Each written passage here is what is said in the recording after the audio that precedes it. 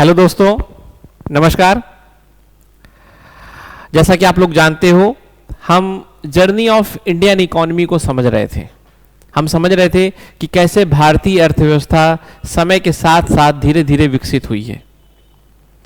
हमने इसमें पढ़ा था कि भारतीय अर्थव्यवस्था शुरुआत की एज में सोने की चिड़िया के नाम से संबोधित होती थी। अर्थात हम इंडियन इकोनॉमी या इंडिया को एज ए गोल्डन बर्ड कहते थे, जो इस बात का सूचक था, जो इस बात को इंडिकेट करता था कि भारतीय अर्थव्यवस्था या संपूर्ण भारत समृद्धता का प्रतीक था। फिर हम अगले क्रम में जब बढ़ते हैं, जो कोलोनाइजेशन पीरियड होता है 1757 के बाद का, उस टाइम पीरियड में जब अंग्रेज हमारे ऊपर शासन कर रहे होते हैं, तो हम देखते हैं कि भारतीय अर्थव्यवस्था जो समृद्धता का सूचक थी वो अब शोषण का सूचक बन जाती है। अर्थात अगर किसी को आपको एक्सप्लॉयटेशन फील कराना हो, दिखाना हो, महसूस कराना हो, तो आप उसे ब्रिटिश टाइम पीरियड की भारतीय अर्थव्यवस्था से परिचित करा सकते हैं। और भारतीय अर्थव्यवस्था उस समय अपने सबसे निम्नतम या सबसे खराब स्तर पे जा चुकी थी।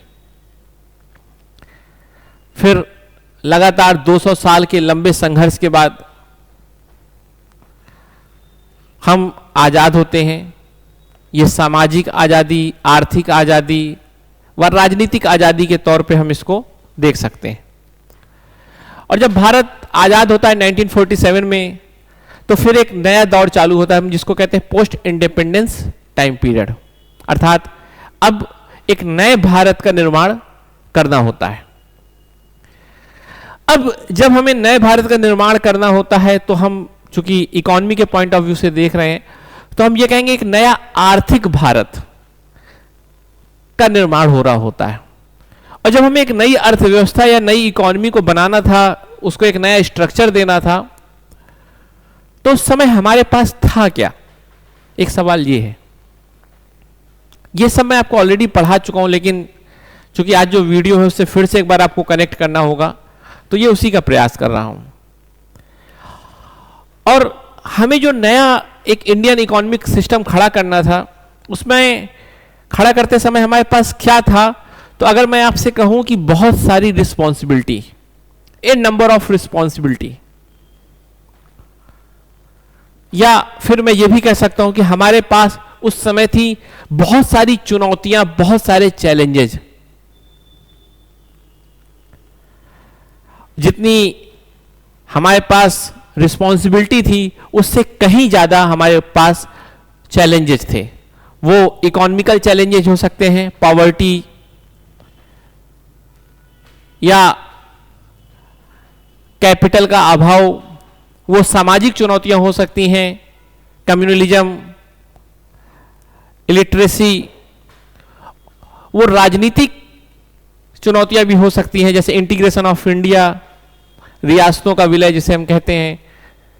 जम्मू कश्मीर का जो स्पेसिफिक एक इशू था, वो भी बहुत बड़ा चैलेंज था। इंटरनेशनल प्रेशर, ये सब चुनौतियां थी। और ऐसा नहीं है कि पॉलिटिकल चैलेंजेज, इकोनॉमिकल चैलेंजेज आपस में अलग अलग होते हैं। ये सब कहीं ना कहीं इंटीग्रेट होके हर चीज को प्रभावित करते हैं। अभी जब मैं आपको लेक्चर में 1991 की क्राइसिस बताऊंगा, तो फिर उसमें सब आपस में रिकनेक्ट करूंगा। तो कह सकते हैं कि 1947 में हमारे पास जब हमारे डिसीजन मेकर या हमारे जो सबसे प्रमुख नेतागण थे, संविधान निर्माता थे, जो एक नए भारत के सपने को बुन रहे थे,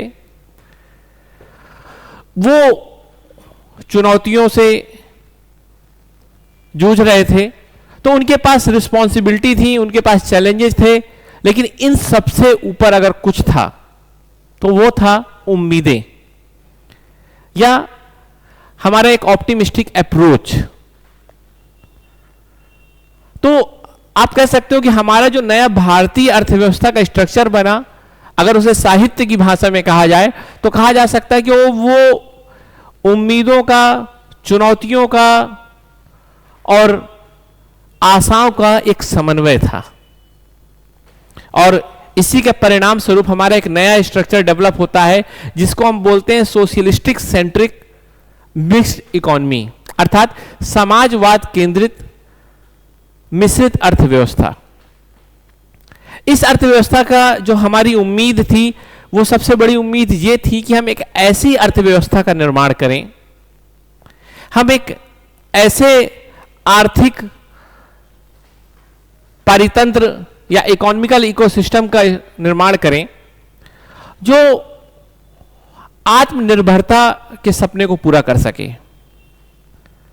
हम चाहते थे कि हमारी अर्थव्यवस्था ऐसी हो जो सेल्फ डिपेंडेंसी को बढ़ावा दे, अर्थात सेल्फ रिलायंस बना सके। जो हमारा सबसे पहला पर्पज था हमारी अर्थव्यवस्था का, वो था आर्थिक निर्भरता न हो, अर्थात हम खुद पे निर्भर हो, हम किसी दूसरे पे निर्भर ना हो, स्वनिर्भरता हो या आत्मनिर्भरता हो। सेल्फ डिपेंडेंसी, सेल्फ रिलायंस हमारा मेन पर्पज था। और इसके पीछे कहीं ना कहीं वो कोलोनाइजेशन का शोषण था, जिसने निर्भरता से एक डर पैदा कर दिया था, दूसरे पे निर्भरता से। या इसे आप हमारे संस्कृति में देखें तो पराधीन सपने हो सुख नाही से भी आप जोड़ सकते हो, कि हमने सोचा है कि निर्भरता में कोई इंसान कभी सुखी नहीं रह सकता, तो हमें सोचा कि आर्थिक रूप से हमें आत्मनिर्भर बनना पड़ेगा। और यही बात कोरोना के टाइम पीरियड में भी हमें पता चला, जब हमने देखा कि सप्लाई चेन में हम चीन पे निर्भर हो गए, तो हमें यह बात पता चली कि हमें खुद के ऊपर निर्भर होना पड़ेगा और आत्मनिर्भर भारत को आप जोड़ सकते हो। जब हम दूसरे कदम की ओर चलते हैं कि फिर हमारा दूसरा उद्देश्य क्या था, अगर पहला उद्देश्य एक आत्मनिर्भर भारत का निर्माण करना था, तो हमारा दूसरा उद्देश्य था कि हम एक ऐसे भारत का निर्माण करें यहां पर संसाधनों का, आर्थिक संसाधनों का न्यायपूर्ण वितरण हो।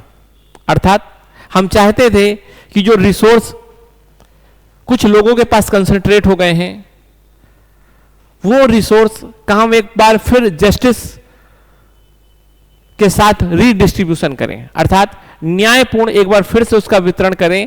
तो कहने का मतलब हमारा दूसरा जो उद्देश्य था वो था रिसोर्स का रीडिस्ट्रीब्यूशन।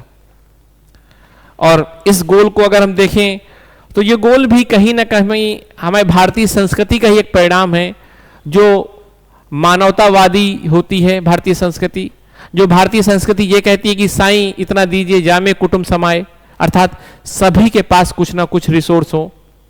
इसी में आप बौद्ध दर्शन के मध्यम मार्ग को देख सकते हैं कि हमें बहुत ज्यादा गरीबी और बहुत ज्यादा अमीरी, मेरा इंटेंशन समझिएगा कि मध्यम मार्ग का मतलब हम चाहते हैं कि ऐसा नहीं कि मात्र कुछ लोगों के पास पूरे रिसोर्स रह जाएं और कुछ लोग बहुत गरीब रह जाएं, ऐसा नहीं। हम चाहते हैं कि सभी के पास रिसोर्स जाएं।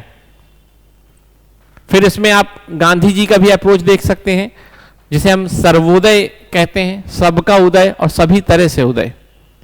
तो आप जब भारतीय इकोनॉमी के गोल को देखेंगे तो भारतीय संस्कृति को भी आप उसके साथ जोड़िए, तो आपको एक बैकग्राउंड मिलेगा कि आखिर हम ऐसे भारत का निर्माण क्यों चाहते थे। और इसी क्रम में फिर हमने जो इकोनॉमी का मॉडल अपनाया और उसका जो हमने अप्रोच रखा, वो अप्रोच था हमारा ट्रिकल डाउन थ्योरी, जिसे हम कहते हैं अधोनिस्यंदन का सिद्धांत। हमने कहा कि नेहरू और मोहनलाल ये दो प्रमुख शख्सियत थी, इन्होंने तय किया कि स्टेट ऊपर के लेवल पे बहुत ज्यादा रिसोर्स डिस्ट्रीब्यूट करेगा या इन्वेस्ट करेगा, जिसे कहा था हैवी इंडस्ट्री। और जब उस हैवी इंडस्ट्री में हम रिसोर्स इन्वेस्ट करेंगे तो लीक करके धीरे धीरे नीचे जनता तक पहुंचेगा। और हमने उस समय के हिसाब से यही चीज डिसाइड की और हमने 5 ईयर एक्शन प्लान के तहत इसको एग्जीक्यूट किया।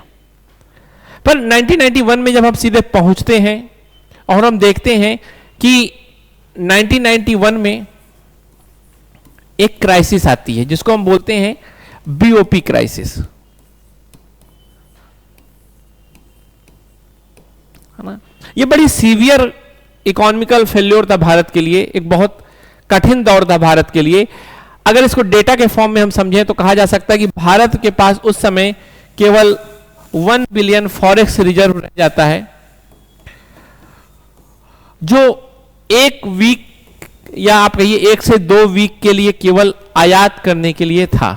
अर्थात भारत अपनी इकोनॉमिकल जो रिस्पॉन्सिबिलिटी थी, इंटरनेशनल रिकॉर्डिंग या अंतरराष्ट्रीय स्तर पे जो भारत की बाध्यताएं थी, आर्थिक बाध्यताएं थी, भारत उसको पूरा नहीं कर सकता था एक हफ्ते के बाद। सोचो, अगर आप किसी का पैसा उधार लिए हो और आपकी ये हालत आ जाए कि आप उसको पैसा नहीं दे सकते, आप इतने गरीब हो जाओ, तो इसको क्या कहते हैं? सामान्य भाषा में इसको कंगाली कहते हैं कि वो कंगाल हो गया। तो कुछ ऐसा ही भारत के साथ हो रहा था। भारत इस तरह के स्तर पे आ गया। क्योंकि ये समस्याएं हमने देखी और हमने इसके पहले के कारण को समझा, और आज हम जिस बात की चर्चा करने जा रहे हैं, पहले की वीडियो में हमने इसके कारण को समझा था कि इसके पीछे क्या रीजन था। हमने देखा था कि 1947 से लेकर 90 तक हमने ये देखा था कि इसके पीछे क्या रीजन थे। और आपको जो पहले की वीडियो लेक्चर थी, हमने उसमें आपको इकोनॉमिकल कॉजेज बता दिए थे कि आर्थिक रीजन क्या थे, जिसमें सबसे बड़ा एक रीजन मैंने आपको बताया था कि हमारी इकोनॉमी में कंपटीशन नहीं था, प्रतिस्पर्धा नहीं थी। उसके पीछे मैंने आपको रीजन बताया था कि पब्लिक सेक्टर डोमिनेंट था और पब्लिक सेक्टर पे ब्यूरोक्रेसी का बर्डन था, और ब्यूरोक्रेसी के साथ अपनी कुछ नैसर्गिक समस्याएं हैं। तो वो समस्याओं से, जो ब्यूरोक्रेसी के साथ समस्या थी, खासकर जो कोलोनाइजेशन का ब्यूरोक्रेसी था, आप ये कह सकते हैं कि कोलोनाइजेशन के द्वारा जो ब्यूरोक्रेसी का स्ट्रक्चर था, हम उसी को फॉलो कर रहे थे। जो समस्याएं उस समय थी वही समस्याएं फिर आ गई, और वो समस्याएं पब्लिक सेक्टर में दिखने लगी। और भी कई ऐसे रीजन थे जिसके कारण कंपटीशन नहीं था। फिर आपको मैंने बताया कि लाइसेंस राज के कारण भी कंपटीशन नहीं था। स्मॉल इंडस्ट्री अपने कारणों से कंपटीशन रहित थी, अर्थात उसमें भी प्रतिस्पर्धा नहीं थी। मैंने सबकी बड़े संक्षेप में या बहुत माइक्रो लेवल पे व्याख्या पहले के लेक्चर में की हुई है, और मैं हर बात को बहुत आराम से बता रहा हूं, क्योंकि मेरा पर्पज एज ए यूट्यूबर आपको पढ़ाना नहीं है, मेरा पर्पज आपको मनोरंजन करना नहीं है, मेरा पर्पज आपको ऐसे पढ़ाना है कि वास्तव में अच्छा लगे। तो लंबा हो सकता है वीडियो, और चूंकि मेरा एक सिद्धांत है कि अच्छे लोग जितने भी हैं वो पेशेंस के साथ ही पढ़ते हैं, तो इसलिए कोई जल्दीबाजी करने की कोई जरूरत नहीं। तो इकोनॉमिकल मैंने आपको बताया जो रीजन थे कि हम कंपटीशन नहीं रखते थे, हम उसमें इनोवेशन नहीं था, लाइसेंस राज बहुत था। तो क्या केवल आर्थिक ऐसे कारण थे जिसके कारण हम फेल हुए? अगर आर्थिक कारण मात्र थे फेल होने के, तो यही टाइम पीरियड क्यों हुआ, 1991 ही ऐसा टाइम पीरियड क्यों हुआ जो हम सबसे ज्यादा सफर कर गए? तो देखो, इस समय कई और भी रीजन थे जो आपको समझना होगा। वीडियो की शुरुआत में मैंने कहा था, जब 1947 की बात कर रहे थे, तो मैंने कहा था आपको कि इकोनॉमिकल, सोशल, पॉलिटिकल सारे एंगल आपस में जुड़े होते हैं। अगर कहीं मजबूत सरकार है, पॉलिटिकल स्टेबिलिटी है, तो वहां इकोनॉमिकल ग्रोथ अच्छी होगी। आप इस समय बांग्लादेश की हालत देखिए, जो वहां आप प्रॉब्लम देख रहे हैं, उस प्रॉब्लम को आप कैसे डिफाइन करोगे? Is it political issue? अगर मात्र पॉलिटिकल है तो फिर उसका इकोनॉमी में तो कोई इंपैक्ट होना नहीं चाहिए, पर आप देखो इकोनॉमिकली वो बहुत ज्यादा सफर कर रहा है। वहीं आप दूसरी तरफ देखो तो आपको इसमें सोशल एंगल भी बहुत क्लियर दिखेगा। तो सोशल इशू है, इकोनॉमिकल इशू है, पॉलिटिकल इशू है, इसके साथ इंटरनेशनल रिलेशन आप देख सकते हो कि कहीं ना कहीं इसके पीछे इंटरनेशनल रीजन है। तो ऐसे में आप किसी भी समस्या को मात्र एक सब्जेक्ट या एक चश्मे से देखेंगे ना, तो उस समस्या को हमेशा अधूरा ही देखेंगे, और जब समस्या को अधूरा देखेंगे तो हमेशा उसका समाधान भी अधूरा ही रहेगा। एक समस्या बहुत सारे चेहरे लगा के आती है, तो उसका समाधान भी वैसे ही हमें करना होगा, अगर उसे इंटीग्रेटेड फॉर्म में हमें सॉल्व करना है या परमानेंट उसका हमें सॉल्यूशन देखना है। तो चलिए हम देखते हैं 1991 में और क्या ऐसे रीजन थे जिसके कारण प्रॉब्लम आई। तो 1991 में इंडिया में उस समय बहुत सारे रीजन थे। जैसे मैंने आपको कहा, इकोनॉमिकल आपको मैंने रीजन बताया था काज, और इकोनॉमिकल रीजन में आपको मैंने कहा था कि कंपटीशन ना होना या इनोवेशन ना होना, या आप कह सकते हो फिजिकल डेफिसिट बहुत ज्यादा होना, ये सब रीजन आपस में मिलते हैं और प्रॉब्लम क्रिएट करते हैं। पर उस समय भारत में सोशल इशू भी बहुत ज्यादा थे। सोशल इशू की अगर बात किया जाए तो समाज के स्तर पे जो था, जैसे हिंदू मुस्लिम को लेकर एक दौर चालू हुआ था जिसमें कम्युनलिज्म या सांप्रदायिकता फिर से उठी थी। उसका रीजन आप कह सकते हो अयोध्या मंदिर को लेकर। तो तो उस समय कम्युनलिज्म भी था, साथ में जातिवाद एक बार फिर से उठा था। और वो आप मंडल कमीशन के पॉइंट ऑफ व्यू से अगर आप देखो या उसे मंडल कमीशन की घटना से जोड़ोगे तो चीजें क्लियर हो जाएंगी कि कैसे ओबीसी को जब रिजर्वेशन देने की बात की गई या मंडल कमीशन की पॉलिसी को इंप्लीमेंट करने की बात की गई तो पूरे भारत में कई तरह के आंदोलन हुए। अभी मैं मंडल कमीशन सही बुरा इस सब की बात नहीं कर रहा, जो भी है अभी एज ए भारतीय आप देखो, एज ए इंडियन आप देखोगे तो इंडियन इकोनॉमी को कहीं ना कहीं उसने हर्ट किया, क्योंकि भारत में कहीं ना कहीं एक सामाजिक कलह आ गई थी। आप सोचो कि जब एक परिवार में दो भाई बहनों के बीच में या भाइयों के बीच में दिक्कत आ जाती है तो परिवार की अर्थव्यवस्था गड़बड़ हो जाती है। तो ये तो पूरे देश के फेटर्निटी पे एक सवाल खड़ा हो रहा था, एक कलह शुरू हो रही थी, या आप कह सकते हैं कि परिवार में कलह होती है सोल्यूशन होता है, वैसे ही कुछ था।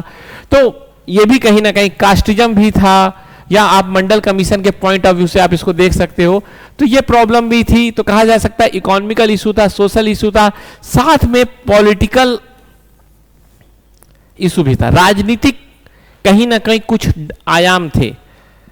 जैसे आप देखोगे कि 89 के बाद आपको 91 तक एक राजनीतिक अस्थिरता दिखेगी। सरकार कुछ समय के लिए आ रही जा रही, राजीव गांधी की राजनीतिक हत्या होना, तो ये सब ऐसे डायमेंशन है या ऐसे फैक्ट हैं कि ये सब आपस में जब मिलते हैं तो यही जाके बीओपी क्राइसिस बनते हैं, बैलेंस ऑफ पेमेंट क्राइसिस। और जब समस्या चली आ रही थी एक लंबे समय से और उस समस्या का एक घातक परिणाम जिसे बीओपी क्राइसिस बोलते हैं वो सामने आता है, तो फिर हम इसमें रिफॉर्म की बात करते हैं। अब हम अपने नेक्स्ट लेक्चर का जो टॉपिक है उसकी बात कर रहे हैं, और जब हम कहते हैं कि रिफॉर्म किया जाए तो उसी रिफॉर्म को हम बोलते हैं एलपीजी रिफॉर्म। अभी एलपीजी क्या है ये सब हम धीरे धीरे चर्चा करेंगे, और मैं आपको बहुत कन्वेंशनल तरीके से नहीं पढ़ाना चाहता कि लिबरलाइजेशन, प्राइवेटाइजेशन और ग्लोबलाइजेशन ऐसा कह के थोड़ी हमने रिफॉर्म किया था। हमने जो रिफॉर्म किए थे उन सब रिफॉर्म को अगर हम एक्यूमुलेट करें तो ये नाम आता है, तो हमको पढ़ना भी फिर वैसे ही चाहिए ना। अभी हम देखते हैं कि क्या क्या रिफॉर्म हुए, क्या क्या चेंज हुए, और फिर उन चेंज को हम एलपीजी क्यों कहते हैं, हम ये तरीका समझेंगे। तो हमने देखा कि एलपीजी रिफॉर्म होते हैं, और क्यों होते हैं, क्योंकि 1991 में एक क्राइसिस आती है, जिस क्राइसिस के पीछे मैंने आपको पॉलिटिकल, सोशल और कई सारे डायमेंशन बताए। अब सवाल एक आता है कि भारत में जो रिफॉर्म हुए, जो एलपीजी रिफॉर्म हुए, क्या वो केवल और केवल भारतीय आंतरिक व्यवस्था का परिणाम था, या ये कह सकते हैं कि जो एलपीजी रिफॉर्म हो रहे हैं हमारे पास, जो एलपीजी रिफॉर्म हो रहे, अगर हम कहें तो क्या ये एलपीजी रिफॉर्म के रीजन इंटरनल थे या आंतरिक थे, या हम ये कह सकते हैं कि इसके कोई एक्सटर्नल फैक्टर भी काम कर रहे हैं। अर्थात क्या पूरे वर्ल्ड में कोई ऐसा फिनोमिना काम कर रहा था क्या, जो केवल मौके का इंतजार कर रहा था कि भारत में कुछ गड़बड़ हो या किसी भी देश में कुछ गड़बड़ हो और हम आ जाएं? अगर ऐसा था तो हमें इसे समझना होगा, क्योंकि मैंने आपको फिर कहा कि अगर हमें किसी चीज की कंप्लीट पिक्चर लेनी है तो हमें हर तरह के डायमेंशन को ध्यान देना होगा। मान लो जब बचपन में हम घर में पढ़ते थे और रात को 9 बजे पिताजी आते थे, है ना, जितने भी हम लोग मिडिल क्लास फैमिली से रिलेटेड होंगे और जिनके भी फादर प्राइवेट बिजनेस से रिलेटेड होंगे, तो रात को 8 या 9 बजे घर आए, दुकान उकान बंद करें। अब पता चला किसी दिन 7 का पहाड़ा पूछ लिया और पता था कि टारगेट करके ये एक बड़ा स्ट्रक्चरल चेंज लाने वाले हैं, तो मतलब धुना। और जब धुना तो हमें लगता था कि हमारी गलती थी, हमने पहाड़ा नहीं याद किया तो मार पड़ी, पर वास्तव में ये पूरी इमेज नहीं थी। इमेज थी कि बाहर कुछ हुआ होगा, कोई व्यवसाय में घाटा हुआ होगा, या पिता के किसी दोस्त से कुछ लड़ाई हुई होगी, या कोई भी रीजन होगा, एक्सटर्नल भी कोई ना कोई मामला होगा। क्लास में जब टीचर कई बार धुनता था, कई बार रगड़ते थे, है ना, क्योंकि उस समय का सोच के बोल रहे हैं, सम्मान पूरा करते हैं टीचरों का, जो भी है हम सब अपने टीचरों के कारण होते हैं।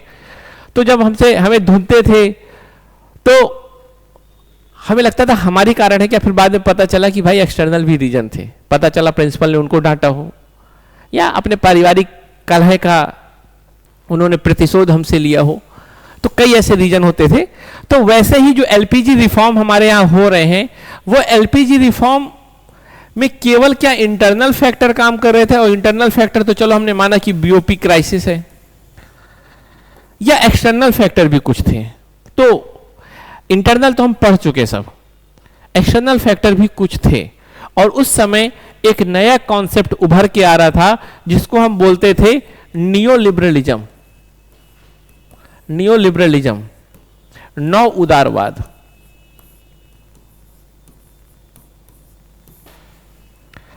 अब आपके मन में एक सवाल आ रहा होगा, ये क्या है? तो इसको भी हमें एक बार समझना होगा, तब जाके एक कंप्लीट समझ डेवलप होगी। तो बेसिकली हमें फिर से पुरानी यात्रा करनी होगी, और हमने आपको बताया था कि 1929 का टाइम पीरियड, जिस समय ग्रेट डिप्रेशन या महामंदी आती है। मैंने आपको बताया था कि इसके पहले हम जिस आर्थिक व्यवस्था को समझ रहे थे, पढ़ रहे थे, वो थी कैपिटलिस्ट इकोनॉमी, अर्थात पूंजीवादी। और उस पूंजीवादी अर्थव्यवस्था में हमने कहा था कि स्टेट का रोल कैसे रहेगा, लेसेस फेयर, स्टेट का रोल ज्यादा नहीं होगा, स्टेट मिनिमम इंटरफेयर करेगी और मिनिमम क्या एज ए फैसिलिटेटर काम करेगी, इकोनॉमिक एक्टिविटी में डायरेक्ट उसका कोई रोल नहीं होगा, इकोनॉमिक एक्टिविटी में डायरेक्ट उसका रोल कोई नहीं होगा, स्टेट केवल एज ए फैसिलिटेटर काम करेगा, स्टेट एज ए एम्पायर काम करेगा, वो मैच नहीं खेलेगा। यहां तक हमने समझा था। फिर हमने समझा था कि ग्रेट डिप्रेशन होता है, अर्थव्यवस्था पूरी लड़खड़ाने लगती है, और उस समय एक शख्स आता है John Maynard Keynes, John Maynard Keynes. ये अपने एक पब्लिक करता है, एक पेपर पब्लिक करता है, और उसमें यह बात बताता है कि कैपिटलिस्ट में कुछ बेसिक कमी है। तो पूछा जाएगा भाई कमी क्या है, तो उससे कहा कि बेसिक कमी एक ही है कि स्टेट के रोल को हमें फिर से डिफाइन करना पड़ेगा, और स्टेट का रोल कुछ ना कुछ होना चाहिए। और एक नया कॉन्सेप्ट यहां से आया जिसको हम कीन्स इकोनॉमी बोलते हैं, क्योंकि जॉन मेनार्ड कीन्स के द्वारा ये बताया गया कॉन्सेप्ट पे आधारित थी, तो इसलिए हम इसको कीन्स इकोनॉमी बोलते हैं। और इस इकोनॉमी में कहीं ना कहीं स्टेट के रोल को बढ़ावा दिया गया, और कहा गया कि स्टेट का रोल होना चाहिए, और एक नए कॉन्सेप्ट को कहा कि अर्थव्यवस्था में प्राइवेट सेक्टर का रोल होना चाहिए। वो प्राइवेट सेक्टर इकोनॉमिक इफिशियंसी को बढ़ाएगा, पर इकोनॉमिक इफिशियंसी मात्र हमारा उद्देश्य नहीं है, हमें कहीं ना कहीं हमें स्टेट के रोल को भी उसमें लाना होगा, और स्टेट का रोल होगा वेलफेयर करना, जनता का कल्याण करना। तो इस तरह से जॉन मेनार्ड कीन्स स्टेट के रोल को एस्टेब्लिश करते हैं, और वेलफेयर के कॉन्सेप्ट को एस्टेब्लिश करते हैं, और इस तरह से एक नया कॉन्सेप्ट आता है वेलफेयर स्टेट का, अर्थात प्राइवेट इकोनॉमिक एक्टिविटी में इन्वॉल्व तो रहेगा, पर प्राइवेट जिस तरह से रिसोर्स जनरेट करेगा, उस रिसोर्स के डिस्ट्रीब्यूशन को लेकर कहीं ना कहीं स्टेट सक्रियता का भाव रखेगा, और स्टेट लोगों के कल्याण को भी बढ़ावा देगा। तो स्टेट का role as a welfare state के नाम पे आ जाता है। और 1930 में आप कह सकते हो कि एक नया कॉन्सेप्ट आता है वेलफेयर स्टेट का, और ये यूएसए से ही शुरू होता है, और फिर आगे चल के इसको यूके के द्वारा भी अडॉप्ट कर लिया जाता है। और वेलफेयर स्टेट, चूंकि यूएसए और यूके इस समय दो पावरफुल कंट्री होते हैं, और जब इन्होंने किया तो फिर अदर जगह भी इसका इंपैक्ट आपको दिखने लगेगा, और इस तरह से एक वेलफेयर कॉन्सेप्ट चालू हो जाता है, और स्टेट का रोल बढ़ जाता है। स्टेट लोगों की शिक्षा में, लोगों के स्वास्थ्य में कुछ ना कुछ योगदान देता है, और योगदान देगा कब, जब आर्थिक रूप से कुछ ना कुछ गतिविधियां करेगा, या आर्थिक गतिविधियों में किसी तरह का हस्तक्षेप करेगा। जैसे मान लो मैंने कमाया 100 रुपए, तो मुझसे ज्यादा ले लिया, 30 रुपए दो, क्यों, गरीबों को बांटना है, कहा अब 40 रुपए दो टैक्स के नाम पे, गरीबों को बांटना है। तो भाई कुछ ना कुछ तो उसको काम करना पड़ेगा, क्योंकि स्टेट तो कुछ अर्निंग करेगा नहीं, लेकिन कहीं ना कहीं वो इंटरफेयर करेगा। वो टैक्स के फॉर्म में हो सकता है, वो रिस्ट्रिक्शन के फॉर्म में हो सकता है, वो कोटा के फॉर्म में हो सकता है, वो किसी ना किसी तरह से हो सकता है। अब हुआ क्या कि ये सब सिस्टम तो भाई चलने लगा, वेलफेयर स्टेट का कॉन्सेप्ट आ गया जो जॉन मेनार्ड कीन्स की इकोनॉमी पे बेस था। कहीं ना कहीं इसमें रॉल्स का भी रोल था। एक दार्शनिक है John Rawls. John Rawls capitalist economy को सपोर्ट करते हैं, पर वो कहते हैं कि स्टेट को जो सबसे वंचित वर्ग है, समाज का जो सबसे वंचित वर्ग है, उसके लिए भी एक्स्ट्रा एफर्ट करना होगा। तो वही बात है भाई, एक्स्ट्रा एफर्ट करोगे कैसे? तो जो प्राइवेट सेक्टर प्रोड्यूस कर रहे हैं, जो रिसोर्स प्रोड्यूस कर रहे हैं, उस रिसोर्स को लेकर गरीबों को दे दो। तो ये रॉल्स का एक थ्योरी थी और इसके पीछे उसके अपने लॉजिक थे। चूंकि हम इस थ्योरी में अगर पढ़ेंगे तो लंबा चला जाएगा समय और कॉन्सेप्ट से थोड़ी डाइवर्ट हो जाएंगे। ये सब चल रहा था, पर वेलफेयर स्टेट जिसको हमने अभी पढ़ा, उसके खिलाफ कई तरह के सवाल होते हैं। कहा जाता है कि वेलफेयर स्टेट में स्टेट के पास पावर आ जाती है, स्टेट के पास पावर आती है, ठीक, मतलब स्टेट ज्यादा पावरफुल हो जाता है या ज्यादा इसके पास राइट्स आ जाते हैं। और जब स्टेट होगा तो उसके नाम पर क्या आ जाएगा? ब्यूरोक्रेसी। ब्यूरोक्रेसी, क्योंकि स्टेट तो कोई कंक्रीट आप देखते नहीं, आप तो स्टेट एक एब्स्ट्रैक्ट कॉन्सेप्ट है, मूर्त संकल्पना है। स्टेट के नाम पर जो भी काम होता है वो नौकरशाही के द्वारा होता है। तो नौकरशाही के पास पावर आ गई और कहीं ना कहीं उसमें भ्रष्टाचार बढ़ने लगा, कहीं ना कहीं इकोनॉमिक इफिशियंसी कमजोर होने लगी, आर्थिक क्षमताएं कमजोर होने लगी। सेम वही जो हमने पहले पढ़ा कि कोई मोटिवेशन ना रह जाना, स्टेट का ज्यादा इंटरफेयर होने के कारण कंपटीशन का कम होना, इनोवेशन का कम होना, और इस तरह फिर से एक बार समस्याएं दिखने लगी। और जब समस्या दिख रही है तो इलाज भी होगा। और इसी के परिणाम स्वरूप कुछ फिलोसफर आए जैसे नॉजिक, या आप कह सकते हैं कि कुछ देशों में ऐसी सरकार बनी जो इसका विरोध किया, और एक नए दौर पे हम पहुंचते हैं जिसको हम बोलते हैं 1980 का डिकेड। और इस टाइम पीरियड में जो वेलफेयर स्टेट था उस पे सवाल उठने लगते हैं।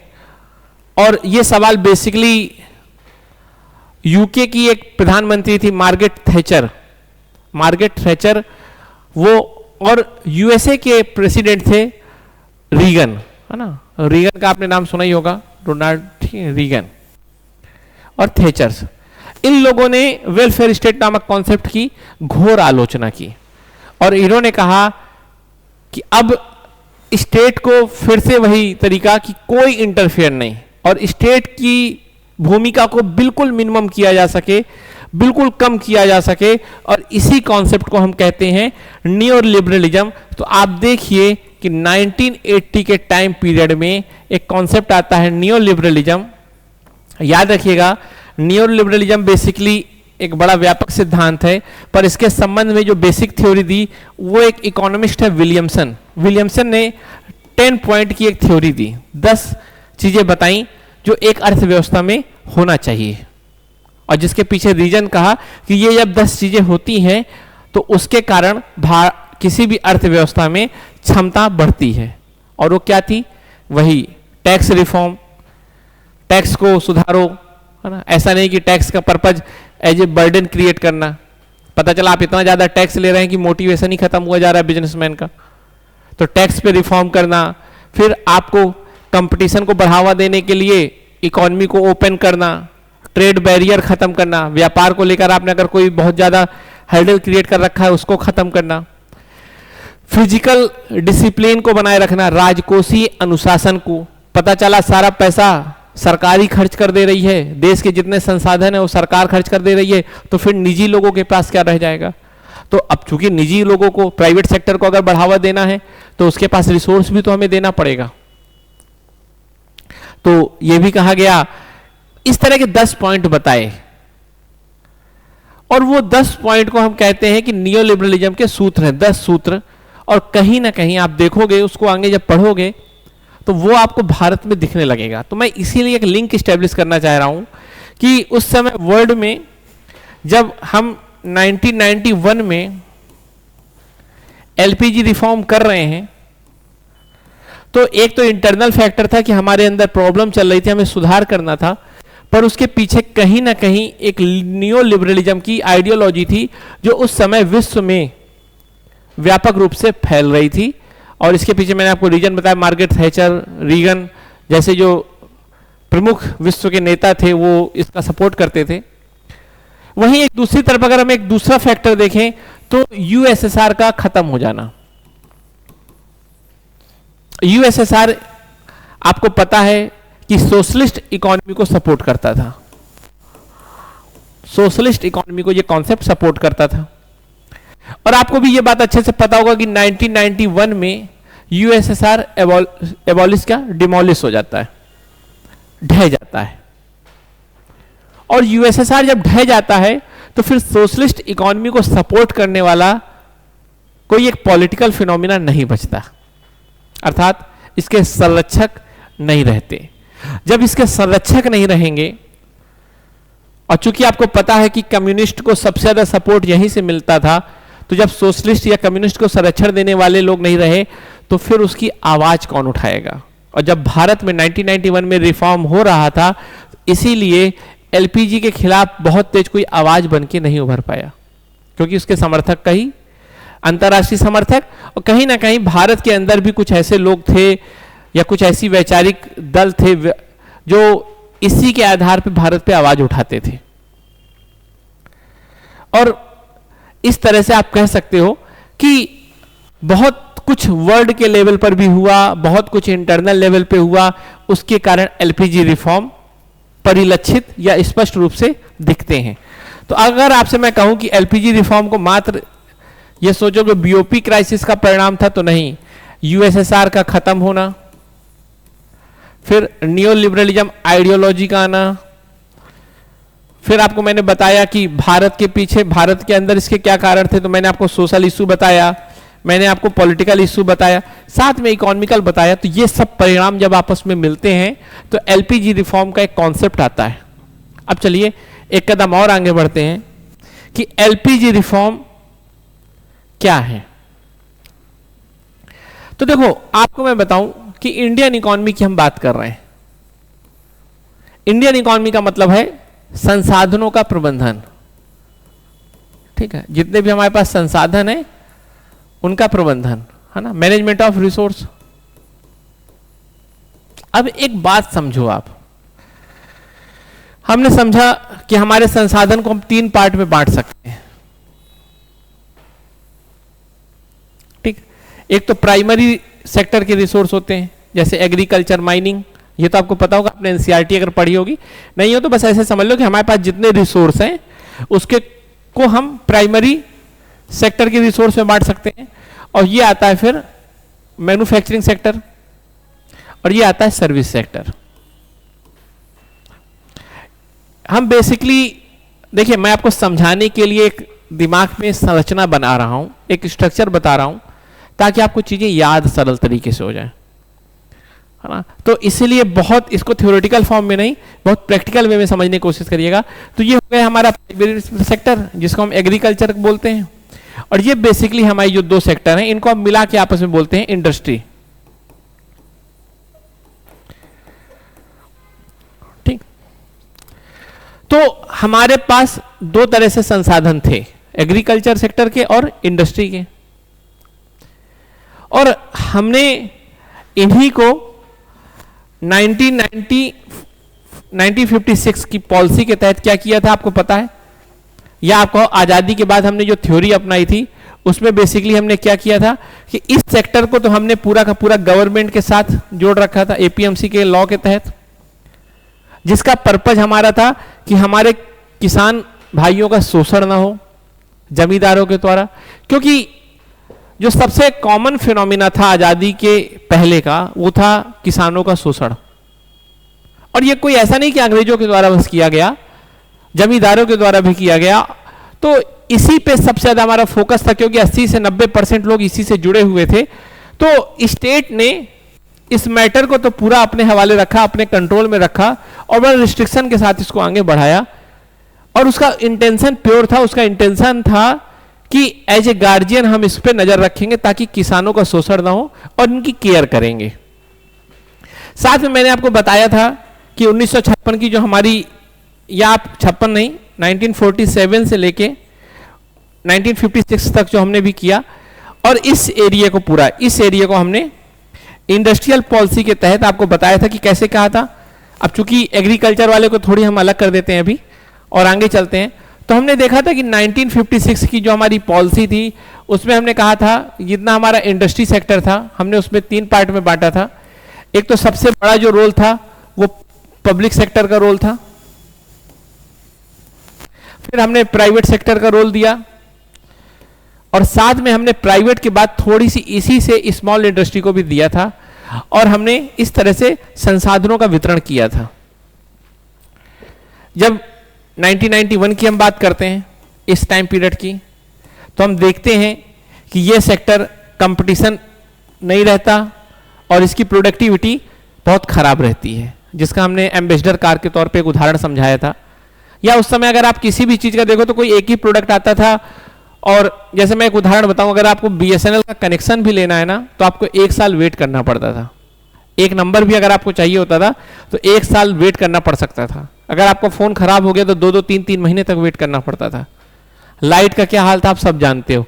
तो यही था पब्लिक सेक्टर का उस समय इंपैक्ट।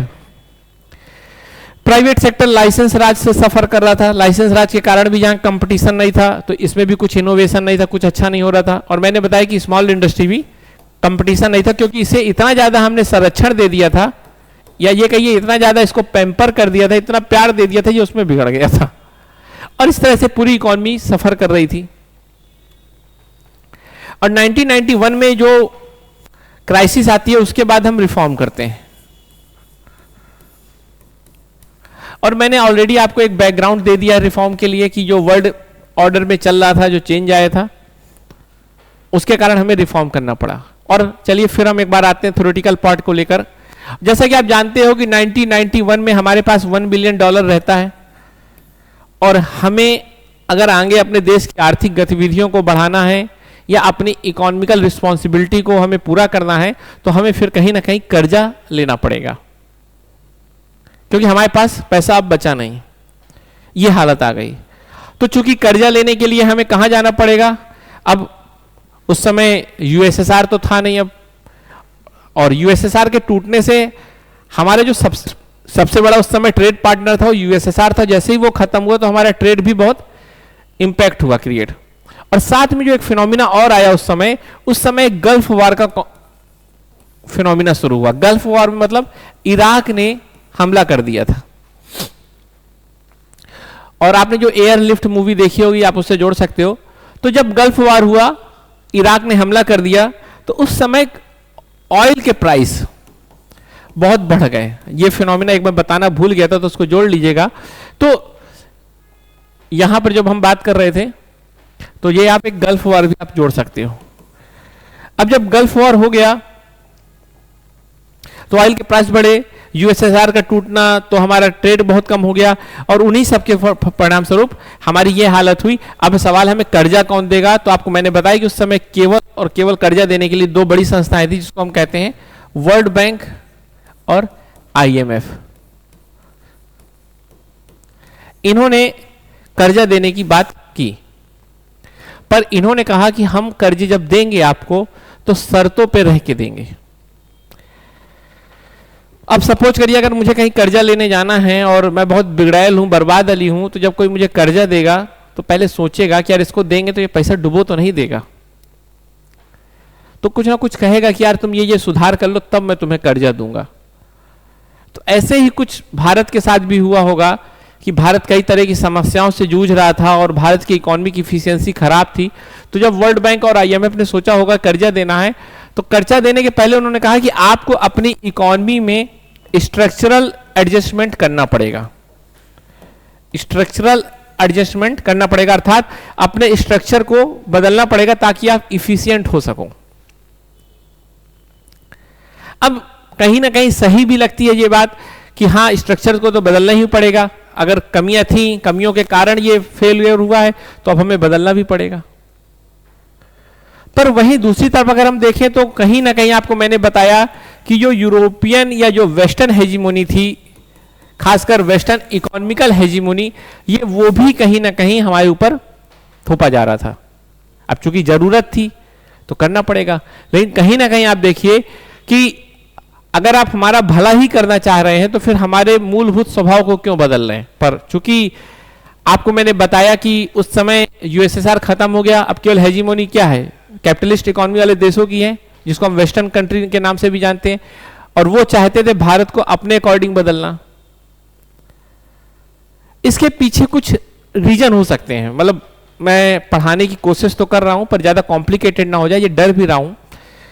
पर अगर हम देखें तो उस समय ऐसे समझो, मान लो ये वेस्टर्न कंट्री है, इनको ये दुकान लो, ये बहुत सारे गुड्स एंड सर्विस प्रोड्यूस कर रहे हैं। क्योंकि ये कभी शोषण नहीं इनका हुआ, ये आजाद रहे शुरू से, तो आप देखोगे 1990 के टाइम पीरियड में, है ना, एक तरफ भारत, चाइना या जो भी अदर कंट्री हैं वो तो कहीं ना कहीं शोषित रही हैं, कमजोर रही हैं।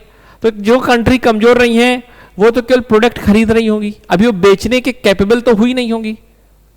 पर ये कंट्री अपने गुड्स एंड सर्विस को प्रोड्यूस भी कर रही थी और बेचना भी चाहती थी।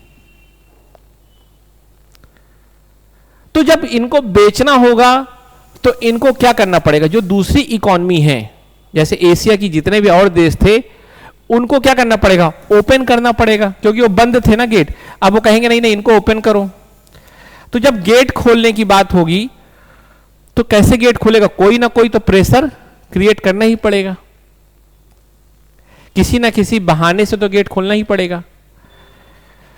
तो कहने का मतलब कि मैं जो आपको बता रहा हूं आईएमएफ और वर्ल्ड बैंक का, उसके दोनों साइड बता रहा हूं जो हमें हेल्प की। एक तो हमारी जरूरत थी और हमें वहां जाना ही पड़ा और लेने पड़ा, लेकिन एक दूसरा ये भी क्रिटिसिज्म किया जाता है कि ये वेस्टर्न इकोनॉमिकल जो मॉडल है उसकी हेजीमोनी को स्टेब्लिश करती हैं, अर्थात कहीं ना कहीं ये आर्थिक संप्रभुता के साथ खिलवाड़ है किसी भी देश की, ये उसका क्रिटिसिज्म है। और क्रिटिसिज्म की और इंटेंसिफाई करें अगर, तो कई इंटेलेक्चुअल ये बोलते हैं कि स्ट्रक्चरल एडजस्टमेंट प्रोग्राम, जिसको हमने अभी बोला एसएपी, है ना, अभी हमने जो बोला कि जब हम गए वर्ल्ड बैंक और आईएमएफ के पास मदद लेने तो वर्ल्ड बैंक और आईएमएफ ने कहा कि भाई आपको स्ट्रक्चरल एडजस्टमेंट प्रोग्राम करना पड़ेगा, अर्थात अपनी अर्थव्यवस्था में परिवर्तन करना पड़ेगा। और उसके पीछे मैंने आपको ये रीजन बताया कि कहीं ना कहीं वो भारतीय अर्थव्यवस्था को खोलना चाह रहे थे, क्योंकि विश्व में जो संपन्न देश थे, जिसे विकसित या वेस्टर्न कंट्री कहते थे, वो अपने गुड्स एंड सर्विस को बनाकर यहां पर बेचना चाह रहे थे। अब एक बात ध्यान से देखिए, अगर हम बात करें 1600 कॉमन एरा की, जब ईस्ट इंडिया कंपनी भारत आती है, या इस टाइम पीरियड से लेकर सपोज करो इस टाइम पीरियड की बात करें अगर, है ना, तो कई सारे वेस्टर्न कंट्री की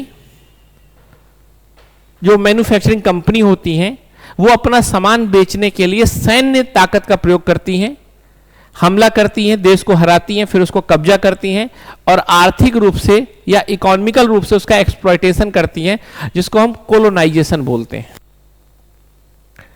तो कहने का मतलब विकसित देशों के द्वारा या वेस्टर्न कंट्री के द्वारा कमजोर कंट्री में सैन्य ताकत का प्रयोग करके उसका आर्थिक शोषण करना ही कोलोनाइजेशन था।